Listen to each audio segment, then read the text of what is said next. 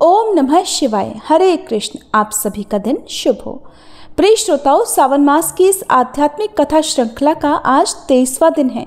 आज दिन है शनिवार, जो शनिदेव और भगवान शिव के न्यायप्रिय रूपों को समर्पित है। आज हम सभी श्रद्धा से वंदन करते हैं भगवान शिव के काल भैरव स्वरूप का, जो समय और न्याय के देवता हैं और भक्तों को कष्टों से मुक्त करते हैं। तो आइए आज के अध्याय से पहले हम सभी मिलकर प्रार्थना करें।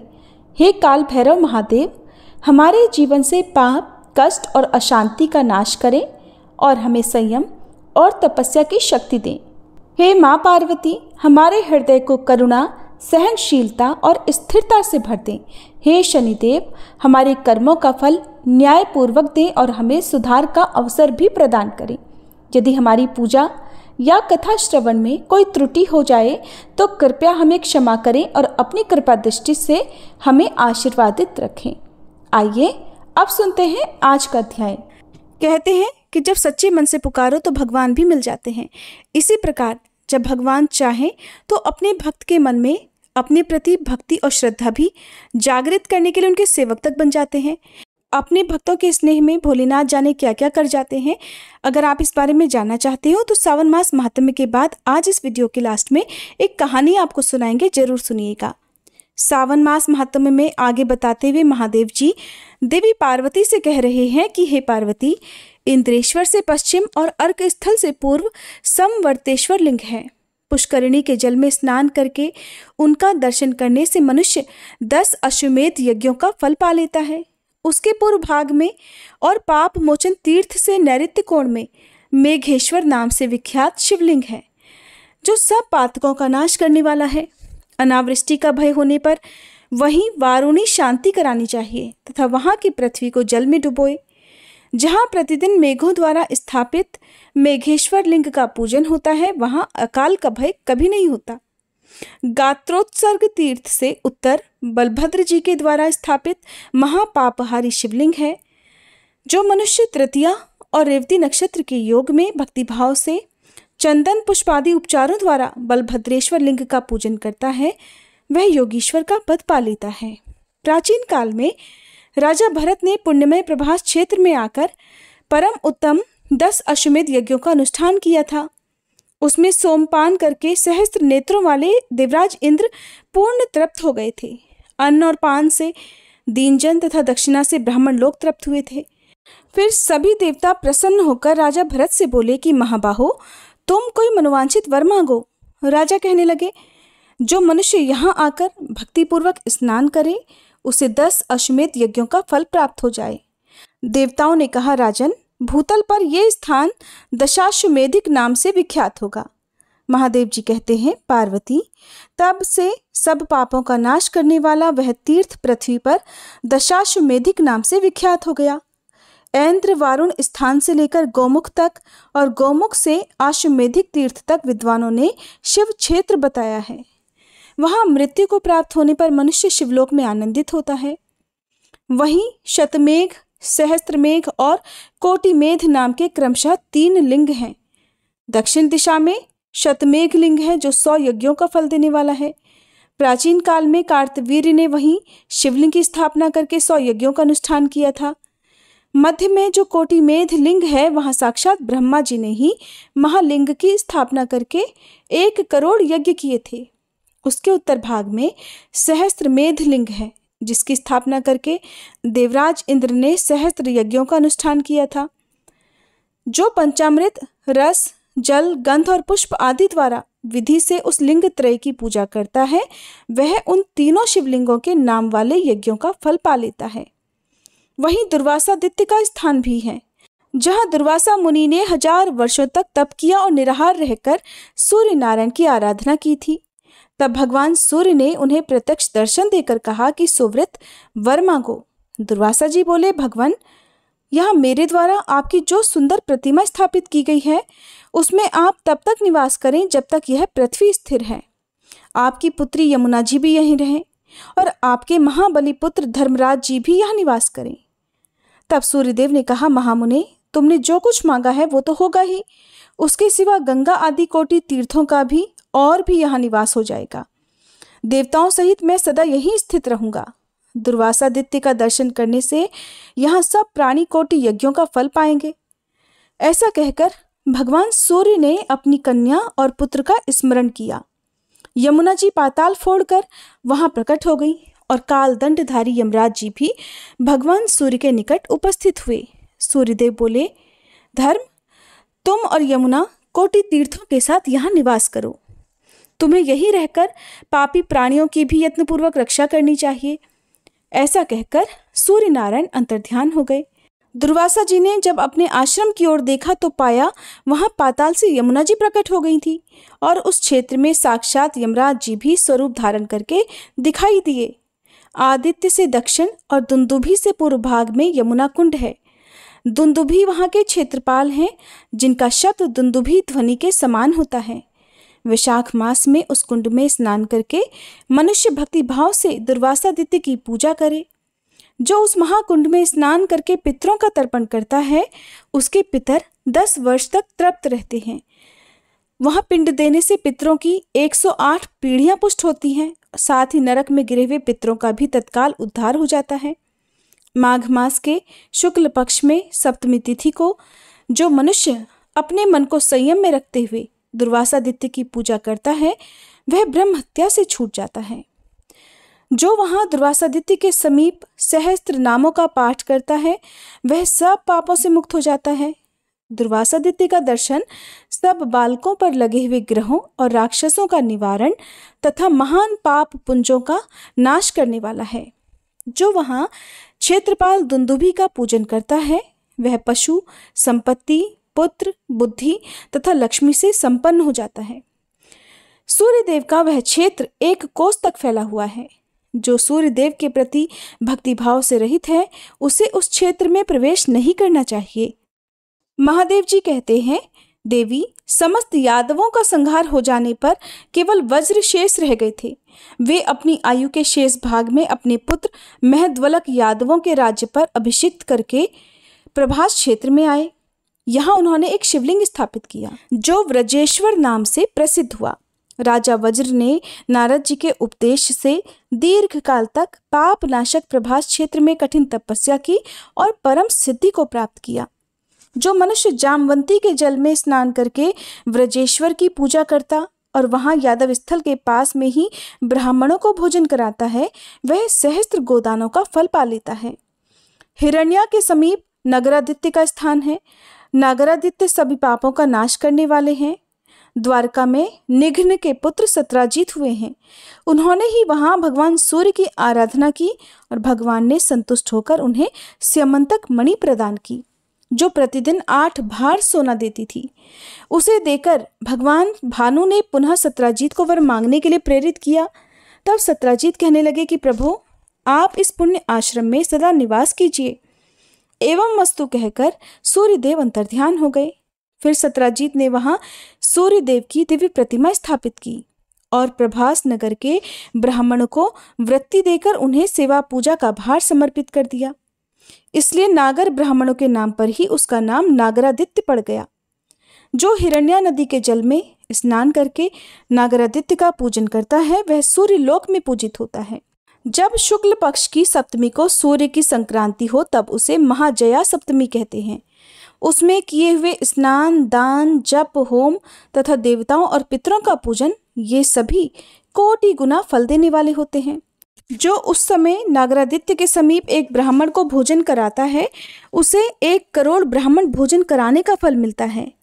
ऋषि तीर्थ से पश्चिम पातकों का नाश करने वाली पिंगा नदी है, जो समुद्र में मिली है। उसके जल का स्पर्श करने से मनुष्य रूपवान होता है। एक समय दक्षिण भारत के रहने वाले कुछ महर्षि सोमनाथ जी का दर्शन करने की इच्छा से प्रभास क्षेत्र में आए और एक नदी के किनारे ठहर गए। वे काले रंग के और कुरूप थे, किंतु वहां स्नान आदि करने से कामदेव के समान रूपवान हो गए। तब उन सब ने आश्चर्यचकित होकर कहा, इसमें स्नान करके हम सब लोग पिंगल अर्थात गौरवर्ण को प्राप्त हुए हैं, इसलिए आज से इसका नाम पिंगा होगा। जो लोग भक्तिपूर्वक इसमें स्नान करेंगे, उनके वंश में कोई कुरूप नहीं होगा। पिंगा के दर्शन से मनुष्य को पितृमेध यज्ञ का फल प्राप्त होगा। यहाँ स्नान करने से दूना और तर्पण से चौगुना पुण्य होगा। जो यहाँ श्राद्ध करेगा उसे असंख्य फल की प्राप्ति होगी। पूर्व समय में उद्दालक नाम के एक महातपस्वी महर्षि प्रभास क्षेत्र में रहते थे। उन्होंने सरस्वती पिंगा संगम के समीप की भूमि पर बड़ी भारी तपस्या की। उनकी भक्ति के प्रभाव से उनके आगे ही एक शिवलिंग प्रकट हो गया और तभी एक आकाशवाणी हुई कि महाबाहु उद्दालक, मेरी बात सुनो। आज से इस शिवलिंग में मेरा नित्य निवास होगा। ये संगम पर प्रकट हुआ है, इसलिए इसका नाम संगमेश्वर होगा। इस लोक प्रसिद्ध संगम में स्नान करके जो मनुष्य संगमेश्वर का दर्शन करेगा वह उत्तम गति को प्राप्त होगा। इस आकाशवाणी को सुनकर महर्षि उद्दालक दिन रात आलस्य छोड़कर संगमेश्वर की आराधना करने लगे। इसके बाद देह त्यागने के बाद वे मेरे महेश्वर धाम को चले गए। संगमेश्वर से पश्चिम त्रिभुवन विख्यात गंगेश्वर लिंग है। भगवान श्री कृष्ण ने परम धाम पधारते समय स्नान करने के लिए वहां गंगा जल का आह्वान किया था। गंगा जी ने शिव भक्ति परायण होकर वहां शिवलिंग स्थापित किया। गंगेश्वर का दर्शन करने से गंगा स्नान का फल प्राप्त हो जाता है। ऐसा कहकर भगवान शिव कुछ क्षणों के लिए मौन हो गए। इसके आगे का महात्म्य आप अगली वीडियो में सुनिएगा। अब सुनिए भगवान शिव की भक्ति की सच्ची कहानी। भगवान शिव के बहुत सारे नाम हैं, ये बात तो सभी जानते हैं और ये भी जानते हैं कि भगवान शिव अपने भक्तों की भक्ति से बहुत जल्दी प्रसन्न हो जाते हैं और इतने भोले हैं कि वो अपने भक्तों का प्यार पाने के लिए उनके यहाँ उनके सेवक तक बनने को तैयार हैं। अगर आपको इस बात का विश्वास नहीं हो रहा है तो चलिए आपको बताते हैं कि कैसे ऐसा संभव हुआ। बिहार के गांव बस्ती में विद्यापति नाम के कवि रहते थे। वो भगवान शिव के बहुत बड़े भक्त थे और हर समय भोलेनाथ की भक्ति में लीन रहते। जब भोलेनाथ ने विद्यापति की सच्ची भक्ति को देखा तो भगवान उससे बहुत प्रसन्न हुए और उनके घर उनका नौकर बनने की इच्छा उनके मन में जागृत हुई। तब भगवान शिव ने एक बहुत ही गरीब भिखारी का रूप धारण कर लिया। उस समय उनका हुलिया बहुत ही दयनीय दिख रहा था। उनके कपड़े भी चारों तरफ से फटे पुराने और मैले थे। भगवान शिव इस वेश में दरअसल अपने भक्त की परीक्षा भी लेना चाहते थे और वैसे वो जानते थे कि उनका भक्त सच्चा है। तब उसी रूप में भगवान शिव विद्यापति के घर गए और उन्हें अपना नाम उगना बताया। उन्होंने कवि विद्यापति से आग्रह किया कि वो उन्हें अपने घर पर नौकर रख ले, किंतु विद्यापति की आर्थिक स्थिति तो पहले से ही ठीक नहीं थी। ऐसे में अपने घर पर नौकर रखकर वो उसका वेतन भला कहाँ से दे पाते। इस कारण विद्यापति ने नौकर बने महादेव को मना कर दिया। लेकिन भगवान भी कहाँ मानने वाले थे। उन्होंने विद्यापति से बार बार अनुरोध किया कि मुझे किसी भी चीज की जरूरत नहीं, तुम मुझे वेतन भी मत देना, बस 2 वक्त की रोटी दे देना। महादेव के बार बार अनुरोध करने पर आखिरकार विद्यापति को उन पर दया आ गई और वह उन्हें अपने घर पर नौकर रखने के लिए तैयार हो गया। एक बार विद्यापति को राजा के दरबार में जाना था। उगना यानी कि भगवान शिव भी विद्यापति के साथ चल दिए। रास्ते में बहुत ज्यादा गर्मी थी, कड़ी धूप की यात्रा थी, जिस कारण यात्रा और भी कठिन हो रही थी। ऊपर से कड़ी धूप और लगातार पैदल चलने से विद्यापति का गला प्यास से सूखने लगा और आसपास कहीं ऐसी कोई भी जगह नहीं थी जहां पर पीने का पानी मिल सके। तब विद्यापति ने उगना से ही पीने के पानी का प्रबंध करने के लिए कहा। वहां दूर दूर तक ना तो कोई नदी थी, ना कुआं, ना कोई तालाब। अब भगवान शिव कुछ दूर जाकर और अपनी जटाएं खोलकर 1 लोटा गंगा जल ले आए और विद्यापति ने जैसे ही जल पिया वो तुरंत पहचान गया कि ये तो साधारण जल नहीं, गंगा जल है, और आश्चर्य में पड़ गया कि इतने घने जंगल में और इतनी भीषण गर्मी के बीच में, जहां दूर दूर तक जल का कोई नामो निशान नहीं है, ना कोई कुआं है, ना तालाब है, तो वहां आखिरकार गंगा जल कहाँ से आया। अब तो विद्यापति को उगना पर संदेह हो आया। उसने सोचा कि क्यों ना उगना से ही सब कुछ सच सच उगलवाया जाए। इसलिए वह उगना से उसका वास्तविक परिचय जानने के लिए जिद करने लगा। जब विद्यापति ने उगना को शिव कहकर उनके चरण पकड़ लिए, तब उगना बने महादेव शिव को अपने वास्तविक रूप में प्रकट होना ही पड़ा। तब भोलेनाथ ने विद्यापति को अपने दिव्य रूप के दर्शन कराए और भगवान ने विद्यापति से कहा कि भक्त, मैं तुम्हारे साथ रहना चाहता हूँ, किंतु मैं तुम्हारे साथ तब तक ही रह सकता हूँ जब मैं उगना बनकर रहूंगा। लेकिन तुम मेरे इस रूप के बारे में किसी को बताना मत, नहीं तो मैं हमेशा हमेशा के लिए चला जाऊंगा।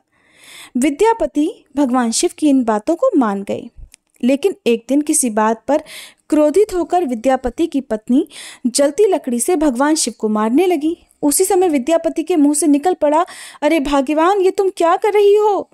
ये तो तुम साक्षात भगवान शिव को पीट रही हो। इतना बड़ा अपराध! बस इतना सुनते ही भगवान शिव वहां से अंतर्ध्यान हो गए। इसके बाद से विद्यापति उगना के नाम से भगवान शिव को जंगल जंगल भटकते हुए खोजने लगा। विद्यापति की ऐसी दशा को देखकर भगवान शिव विद्यापति के सामने फिर से प्रकट हुए और कहा कि भक्त, अब मैं तुम्हारे साथ नहीं रह सकता। उगना के रूप में मैं जितने दिन भी तुम्हारे साथ रहा और जहाँ भी मैं तुम्हारे साथ रहा, उसके स्थान पर अब शिवलिंग के प्रतीक के रूप में मैं उसी स्थान पर सदा विद्यमान रहूंगा। और उसके बाद उस स्थान पर शिवलिंग प्रकट हो गया। उगना महादेव का प्रसिद्ध शिव मंदिर वर्तमान में मधुबनी जिले में भवानीपुर गांव में स्थित है। शिवरात्रि पर और सावन के दिनों में भक्तों का वहां पर तांता लगता है। अगर कोई भी भक्त सच्चे मन से भगवान शिव के सामने अपनी इच्छा बोलता है तो भगवान शिव उसकी वह इच्छा तुरंत ही पूरी कर देते हैं और अपने भक्तों के मन में सदा भक्ति जगाए रखते हैं। इसलिए जब भी आप दुख में घिरे हुए हों, सच्चे मन से और पूरे विश्वास के साथ भोलेनाथ की शरण में चले जाइए। आपको भगवान हर विपदा से, हर परेशानी से जरूर उबार लेंगे। जय भोलेनाथ। आज के अध्याय में बस इतना ही। अब सुनिए शिव चालीसा पाठ। जय गणेश गिरिजा सुवन, मंगल मूल सुजान, कहत अयोध्या दास तुम, देहु अभय वरदान। जय गिरिजापति दीन दयाला, सदा करत संतन प्रतिपाला। भाल चंद्रमा सोहत नीके, कानन कुंडल नाग फनी के। अंग गौर शिर गंग बहाए, मुंड माल तन क्षार लगाए। वस्त्र खाल बाघांबर सोहे, छवि को देखी नाग मन मोहे। मैना मातु की हवे दुलारी, वाम अंग सोहत छवि न्यारी। कर त्रिशूल सोहत छवि भारी, करत सदा शत्रुन क्षयकारी। नंदी गणेश सोहतः कैसे, सागर मध्य कमल है जैसे। कार्तिक श्याम और गणराऊ, या छवि को कही जात न काऊ। देवन जब ही जाय पुकारा, तब ही दुख प्रभु आप निवारा। किया उपद्रव तारक भारी, देवन सब मिली तुम ही जुहारी। तुरत षडानन आप पठायऊ, लव निमेष मह मारी गिरायऊ। आप जलंधर असुर संहारा, सुयश तुम्हार विदित संसारा। त्रिपुरासुर सन युद्ध मचाई, सब ही कृपा कर लीन बचाई। किया तप ही भागीरथ भारी, पुरब प्रतिज्ञाता सुपुरारी। दानिन मह तुम सम को नाही, सेवक स्तुति करत सदाही। वेद नाम महिमा तब गाई, अकथ अनादि भेद नहीं पाई। प्रकटी उदधि मंथन में ज्वाला, जरत सुरासुर भय विहाला। कीन्ही दया तह करि सहाई, नीलकंठ तब नाम कहाई। पूजन रामचंद्र जब कीन्हा, जीत के लंक विभीषण दीन्हा। सहस कमल में हो रहे धारी, कीन्ह परीक्षा तब ही पुरारी। एक कमल प्रभु राखे उजोई, कमल नयन पूजन चह सोई। कठिन भक्ति देखी प्रभु शंकर, भय प्रसन्न दिए इच्छित वर। जय जय जय अनंत अविनाशी, करत कृपा सबके घटवासी। दुष्ट सकल नित मोहि सतावे, भ्रमत रहो मोहि चैन ना आवे। त्राहि त्राहि मैं नाथ पुकारो, ये ही अवसर मोहि आन उबारो, ले त्रिशूल शत्रुन को मारो, संकट से मोहि आन उबारो। मात पिता भ्राता सब होई, संकट में पूछत नहीं कोई। स्वामी एक है आस तुम्हारी, आए हरहु मम संकट भारी। धन निर्धन को देत सदाही, जो कोई जाचे सो फल पाही। स्तुति के ही विधि करे तुम्हारी, क्षमहु नाथ अब चूक हमारी। शंकर हो संकट के नाशन, मंगल कारण विघ्न विनाशन।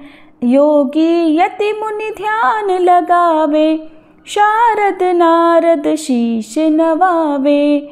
नमो नमो जय नमः शिवाय, सुर ब्रह्मादिक पार न पाए। जो यह पाठ करे मन लाई, तापर होत है शंभु सहाई। ऋनिया जो कोई हो अधिकारी, पाठ करे सो पावन हारी। पुत्र होन कर इच्छा जोई, निश्चय शिव प्रसाद ते ही होई। पंडित त्रयोदशी को लावे, ध्यान पूर्वक होम करावे। त्रयोदशी व्रत करे हमेशा, ताके तन नहीं रहे कलेशा। धूप दीप नैवेद्य चढ़ावे, शंकर सम्मुख पाठ सुनावे। जन्म जन्म के पाप नसावे, अंत धाम शिवपुर में पावे। कहे अयोध्या दास आस तुम्हारी, जानी सकल दुख हरहु हमारी।